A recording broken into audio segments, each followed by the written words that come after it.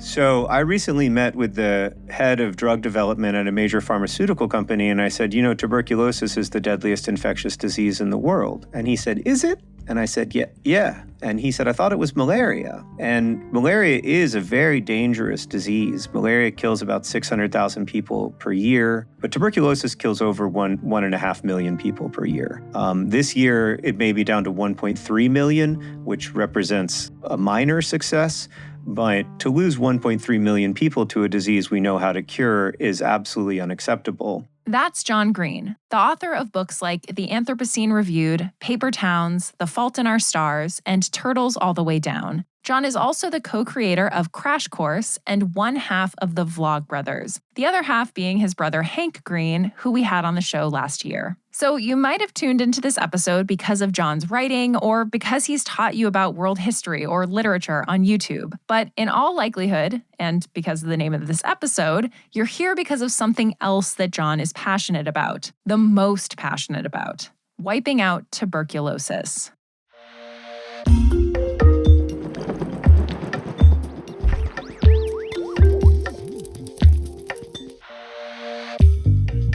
Welcome to Tiny Matters. I'm Sam Jones, and I'm joined by my co-host, Deboki Chakravarti. We're really psyched to have John on the podcast today, as well as physician and tuberculosis researcher and advocate Uzma Khan. Today, Sam and I and our guests are going to cover the science and history of this devastating yet treatable disease and some of the exciting things happening that make John and Uzma hopeful that one day this humanity-plaguing disease could be gone.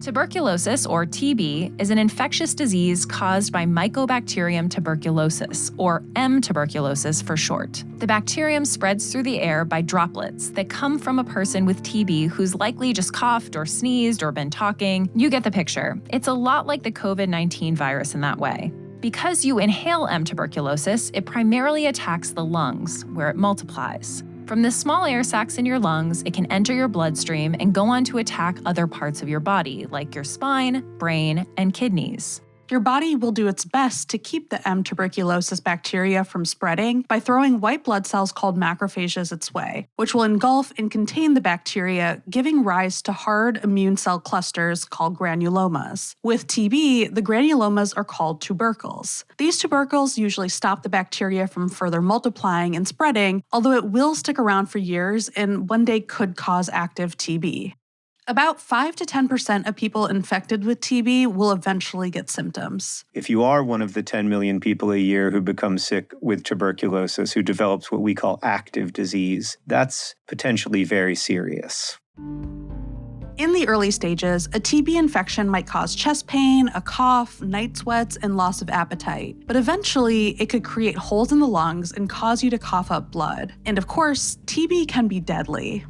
Over the course of history, TB has gone by names like consumption and the White Plague, and it hasn't just been found in ancient texts. It's been pulled from skeletons over 4,000 years old. We don't have a clear idea of exactly when TB first started infecting humans, but the more important point is that it still plagues us. Maybe you didn't know this, I didn't, but we still have thousands of cases of TB diagnosed in the US each year. Sounds like a lot, but we used to have many, many more.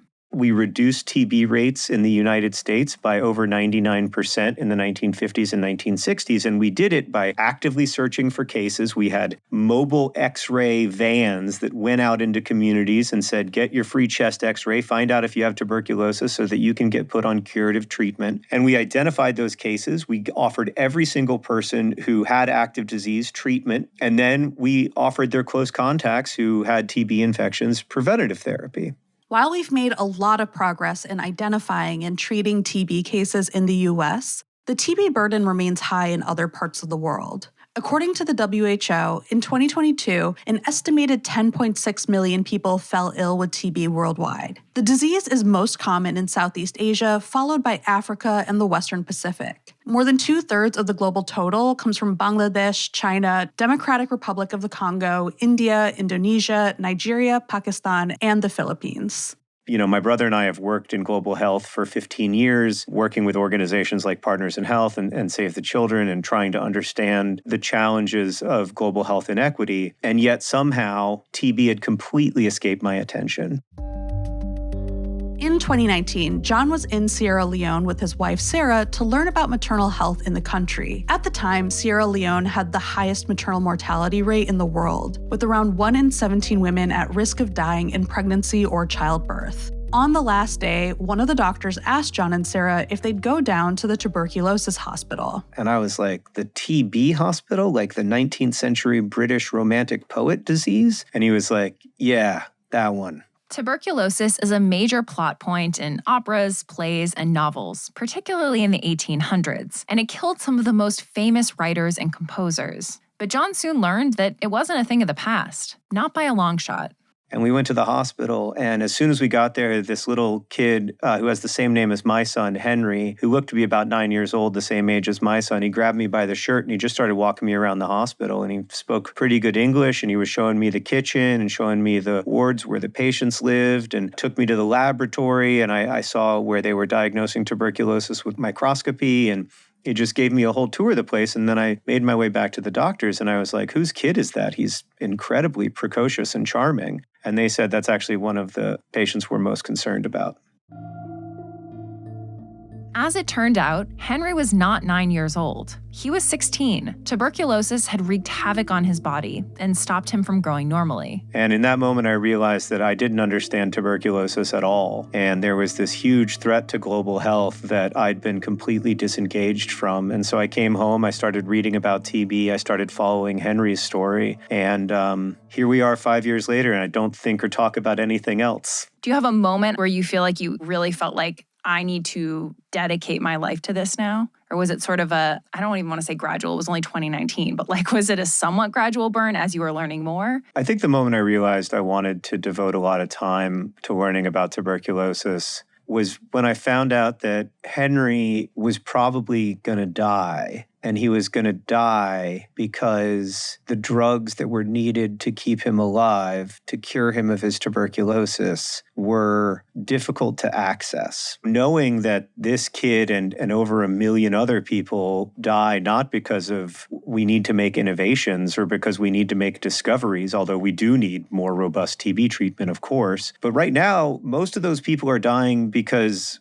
we're not getting the cure to them. A cure that exists, a cure that has existed for over 70 years. All of the drugs that most people need to take to be cured of TB are older than my dad. And so it just became untenable to me to just sit by and watch all of this happen and write about it and think about it and not talk about it publicly. And so that's why I started talking about it publicly more.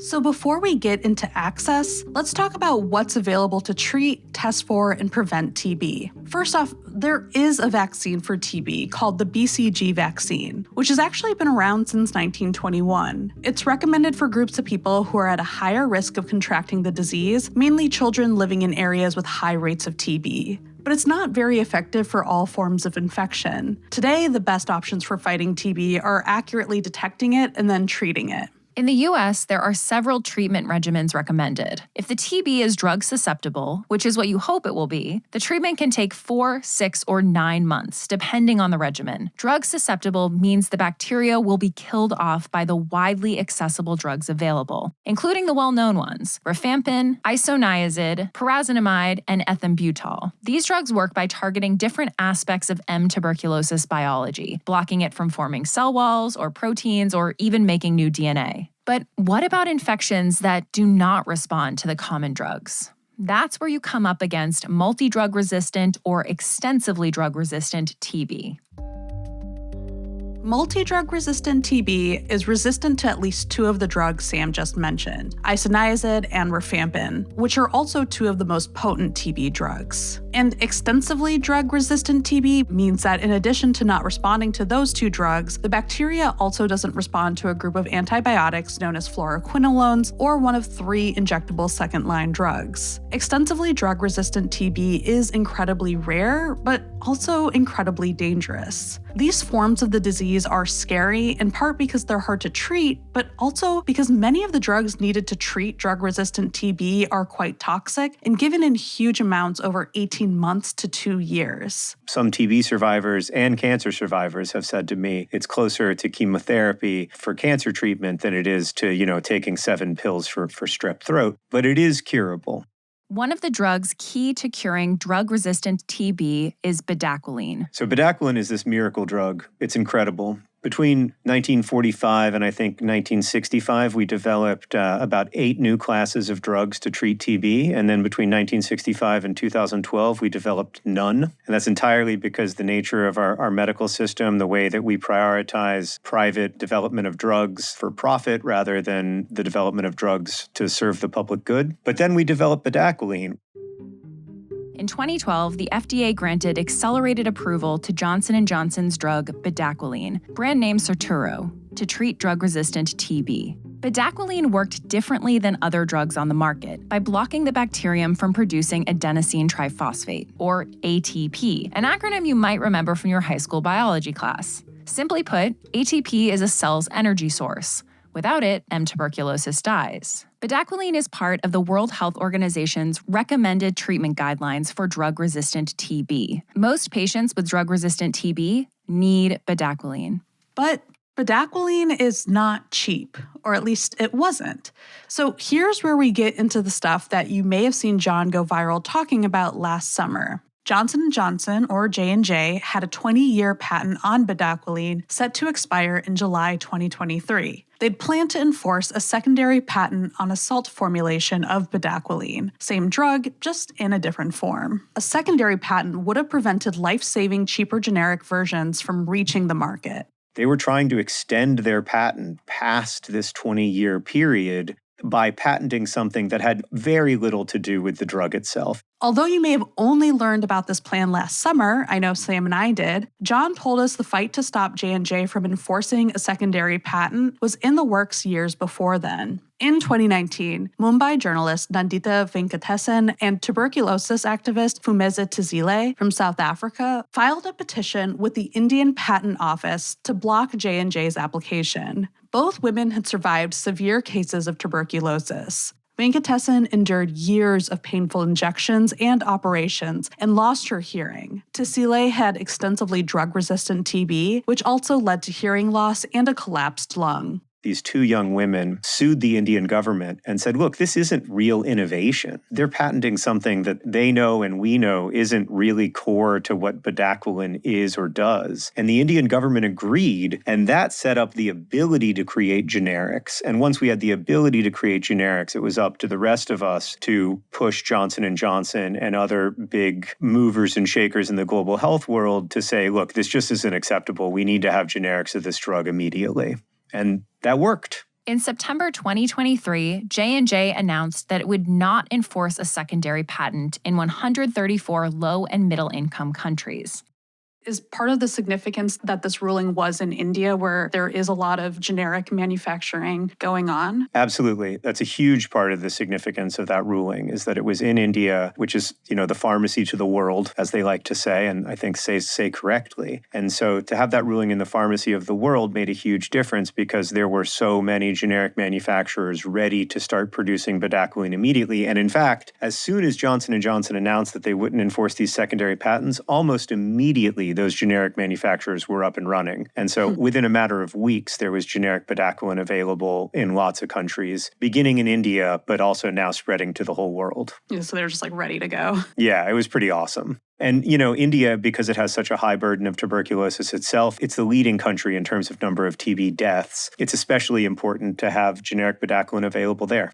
I'd love to be the hero of this story, but there are too many heroes of the story, and I'm not one of them. Pretty late in the game, our community joined in the fight and started pressuring Johnson & Johnson quite publicly to live up to their credo and put patients first and allow for generic bedaquiline to become available worldwide. And at first in many countries, and then eventually in all countries, they've done just that. A few months ago, they announced that they would no longer seek to enforce any secondary patents on bedaquiline, which is what the global health community has been asking for years. And that represents a really significant shift. We're talking about a reduction in price of between 30 and 60% in the cost of this drug, which means that tens of thousands, maybe hundreds of thousands of people can get access to bedaquiline this year and every year moving forward. So it's not just that maybe 50,000 people get bedaquiline this year who wouldn't have gotten it. It's also that that's true next year and the year after that and the year after that. And as the price continues to drop, which is what we're seeing, more and more people will be able to access bedaquiline.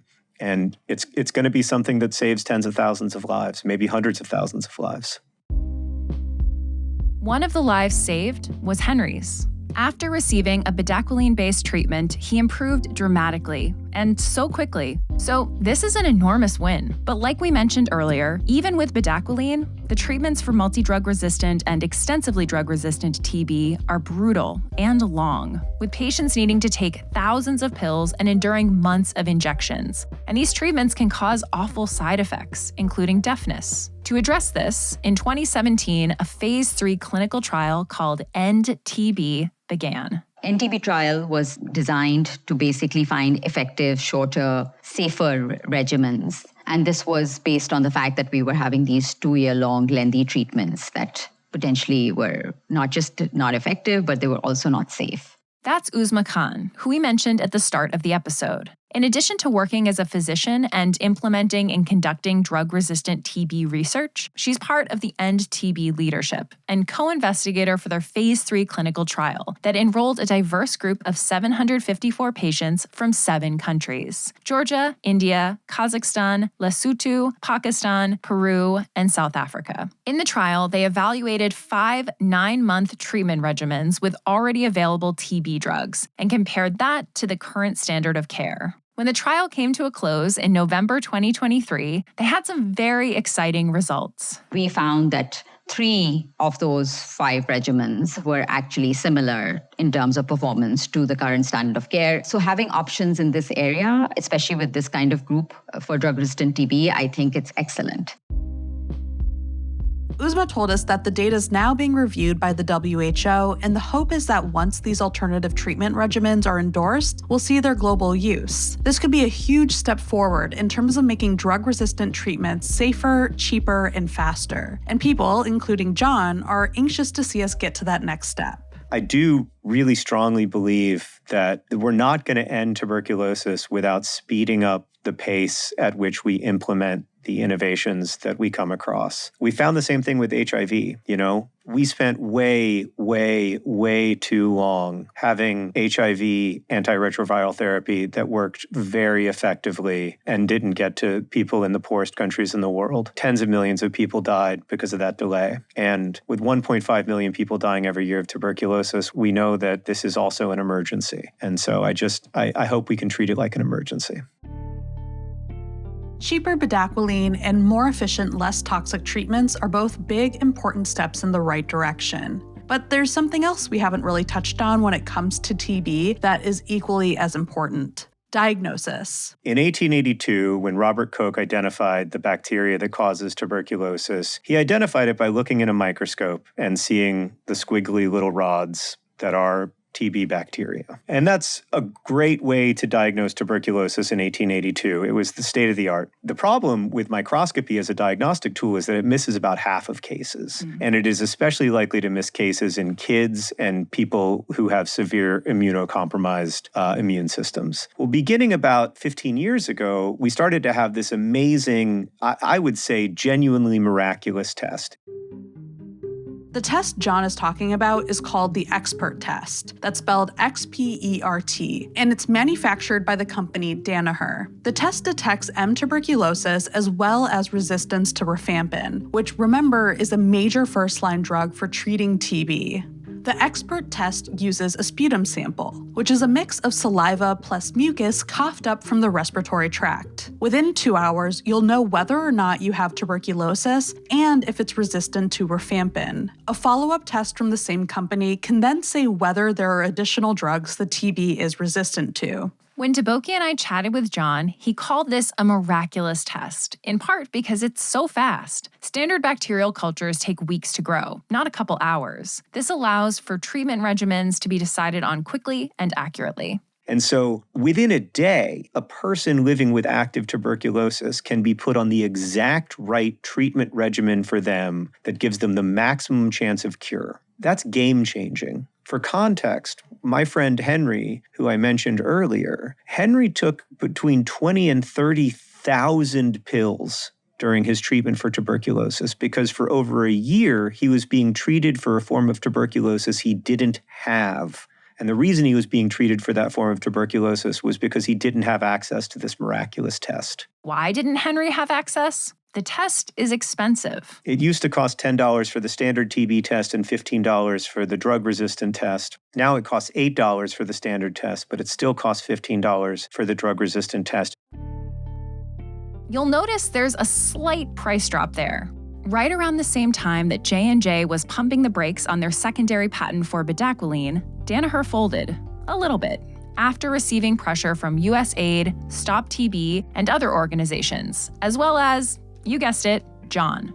They agreed to reduce the price of their TB test from $9.98 to $7.97, which it says is what it costs the company to make. But they also said they'd allow a third-party organization to validate that cost. Doctors Without Borders did, and they reported it should only cost about $5 per test. And by now, we all know that when it comes to diagnosing, treating, and preventing the spread of TB, every cent matters. So obviously, you have a very public following, which makes it so that when you talk about tuberculosis, it feels like there are people listening, hopefully. But for a lot of people who don't have that kind of following, do you have advice on the ways that they can bring awareness to tuberculosis or some other neglected but curable disease that people are dying of? Yeah, that's a great question. You're right that it's different for me because I have a megaphone. But one thing I've learned through this process is that we all at times underestimate our power. And, it never crossed my mind that a multi-billion-dollar corporation would care that a YouTuber who writes young adult novels isn't happy with their pricing structure, right? It seemed like that was something that they could probably overcome, but they did care. And the reason they cared wasn't because of me, it was because of thousands of people who had kind of become a constituency for tuberculosis. When I first started this work, I went around and I would talk to anyone who would talk to me. And what I heard over and over again from public health authorities was, well, tuberculosis doesn't have a constituency. HIV has a constituency. Magic Johnson, lives with HIV. Famous rich people live with HIV. And this drove me mad when I first heard it because I was like, of course TB has a constituency. There's tens of millions of TB survivors who are absolutely the constituency and who are in their communities doing everything they can to reduce the burden of tuberculosis in their communities. There's people who've been shouting from the rooftops for decades that we have to do something about this crisis. Of course TB has a constituency, but what I realized eventually is that what they meant was TB doesn't have a constituency among rich communities, like in the rich world, in the global north, because it just has a much lower prevalence here. And so it reminds me of something Tina Rosenberg, I think, said about malaria. Probably the worst thing to happen to malaria in poor countries was its elimination in rich countries. So I understand it's easy to feel like, wow, John has all that power and has such a huge megaphone, and I do, and I try to be conscious of that. I want to use that megaphone as carefully as I can, but we all do. First, with where we put our attention, we tend to solve the problems we pay attention to, and we tend to not solve the problems we ignore. Second, the more we learn about tuberculosis, the more we understand that this is an ongoing crisis, not what I always believed it to be a 19th century British Romantic poet problem, the more likely we are to be able to address the crisis. And then lastly, I think we all underestimate the amount of power we have if we live in a country where our leaders are elected. I think we all underestimate the power that gives us. It doesn't give us a lot of power as individuals, but it gives us a lot of power as a collective. And so I think there are a lot of ways that we can be involved, from activism to writing letters to making phone calls to donating, and all of those ways matter. With any infectious disease, or I guess you could argue disease in general, the goal is eradication, wipe it out entirely. And when we talked to Uzma, she made a really important point that I think often gets missed. If we're trying to eradicate TB, not incorporating testing and treatment into a country's greater healthcare system and not taking into account a country's social and economic conditions, it's going to make attempts to eliminate TB less effective. It needs to be integrated into primary care. TB intersects with mental health. TB intersects with climate change. TB is in crisis, in wars and malnourished, people going under famine. There are outbreaks that can happen in those conditions. I mean, that is the reality, but the intersections of that are embedded under poor infrastructure, poverty, marginalization, and, insane inequities. In March of 2024, USAID announced it would partner with the Philippines Department of Health to support comprehensive tuberculosis care in the Philippines, which is in line with what Uzma was just talking about. So they're not only going to be testing for, treating, and preventing TB, they're also integrating the testing and treatment of other diseases like HIV, lung disease, and diabetes. In 2022, the Philippines had around 737,000 estimated new TB cases, making it one of the most affected countries in the world. So that's an $85 million program over 4 years that Hank and I are kicking in about $4 million of. It's only one region, it's only one country, but I think the Philippine Department of Health has shown a real profound mission to end TB in their country, and we want to support that in any way that we can. The last thing that I want to ask you is if you think eradication of TB is possible in our lifetime. So I've always kind of thought that eradication of TB is not possible in our lifetime. I mean, TB does have some animal carriers that make it difficult to eliminate. That's Right. one thing. Also, we just have so many latent TB infections. But lately, I've been talking to TB doctors who are feeling optimistic,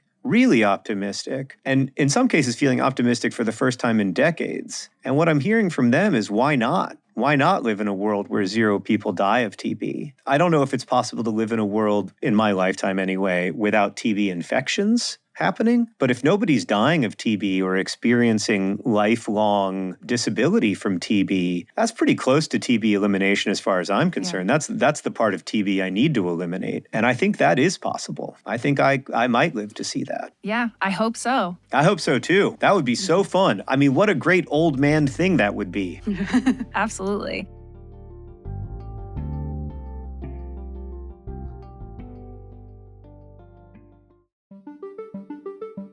So Tiny Show and Tell, I think I went first last time. That sounds maybe right.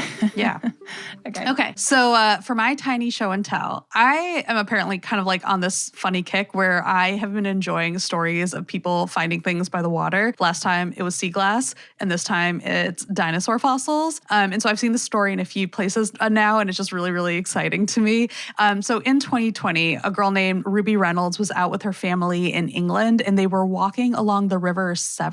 I don't know if that's exactly how you say it. I assume names in England are kind of like names in Massachusetts where you think you know how to say it and then you're like, this pronunciation doesn't make sense. Anyways, back to the story. Ruby and her dad, they have this hobby where they hunt for fossils, and this time they happened to find a fossilized bone, and then they found another even bigger one that was about 8 inches long. And so it turns out that others had actually found similar fragments at a nearby spot, which they thought was the jawbone of something called an ichthyosaur. So the Reynolds family reached out to the scientists who had been working with those fossils and got them to join in on a dig in the area. And they ended up finding what seems to be half of a bone that might be longer than 7 feet. Whoa. So yeah, pretty big. Even if you're just finding half of the bone, seems like a lot. So the shape suggests that it might come from an ichthyosaur jaw. And so then when the researchers looked at the bone under a microscope, they found these collagen fibers that were in a crisscross pattern, which is apparently like an ichthyosaur thing. So yeah, they're feeling, I guess, pretty good about this potential identification. So based on these fossils, scientists named the species Ichthyotitan severnensis, and they estimate it may have grown like as big as like 82 feet long. Whoa. Which would make it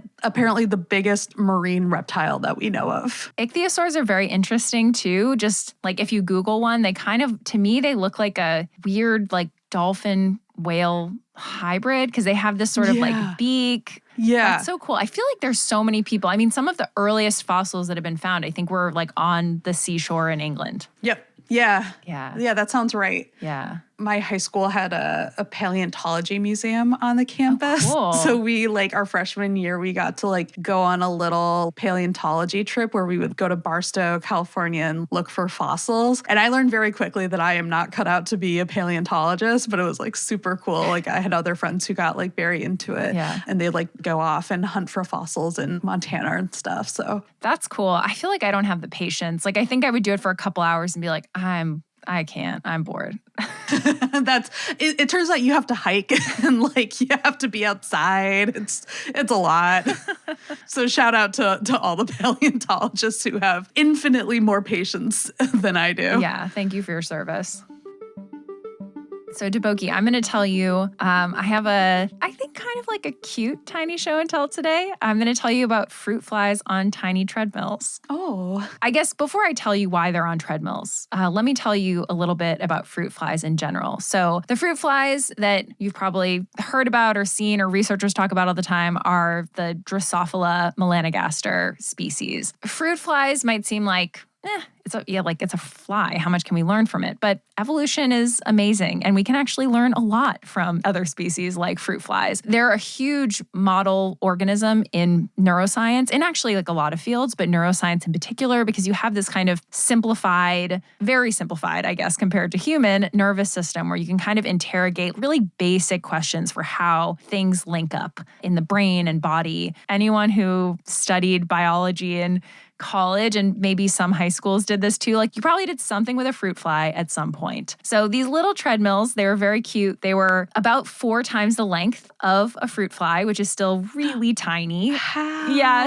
so tiny. Because the average fruit fly is maybe a couple millimeters. So this is 8 millimeters. They're really small. So the idea here was really just to provide insight on movement. And that you can put fruit flies on a treadmill.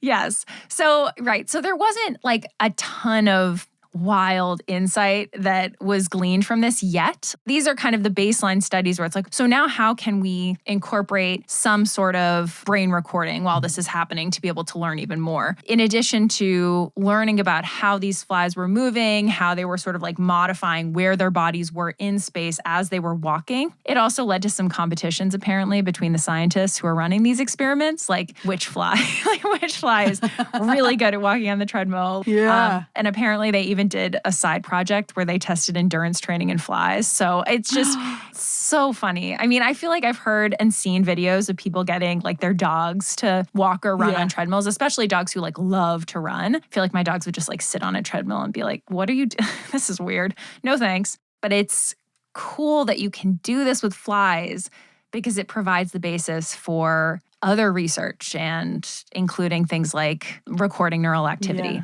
So the video is on YouTube. And so I'll just send it to you really quick right now, Deboki, so you can see it. That's so fascinating. It's kind of cute, right? Yeah. Oh, that's very delightful. Thank you. I'm going to be thinking about fruit flies on treadmills all day. Yeah, when I saw that story, I was like, I can't not talk about this. Thanks for tuning in to this week's episode of Tiny Matters, a production of the American Chemical Society. This week's script was written by Sam, who is also our executive producer, and was edited by me and by Michael David. It was fact-checked by Michelle Boucher. The Tiny Matters theme and episode sound design are by Michael Simonelli and the Charts and Leisure team. Thanks so much to Uzma Khan and John Green for joining us. If you'd like to learn more, go to tbfighters.org. You can also subscribe to John's newsletter, tbfighters.org/newsletter. Have ideas for episodes, things you want to share with us? Email us, tinymatters@acs.org. A reminder that we also have a YouTube channel now. You can find us at Tiny Matters Podcast. And as always, please rate, subscribe, review. It really, really helps us grow. And if you want another way to support the show, buy one of our coffee mugs. We've left a link in the episode description. You can find me on social at SamJScience. And you can find me at Okidoki Boki. See you next time.